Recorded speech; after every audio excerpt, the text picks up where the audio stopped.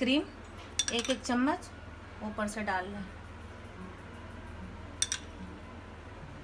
आप vanilla ice cream भी डाल सकते हैं।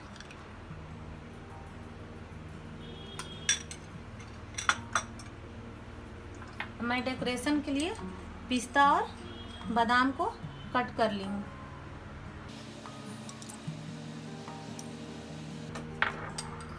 अब हमारा मैंगो पुडिंग रेडी है।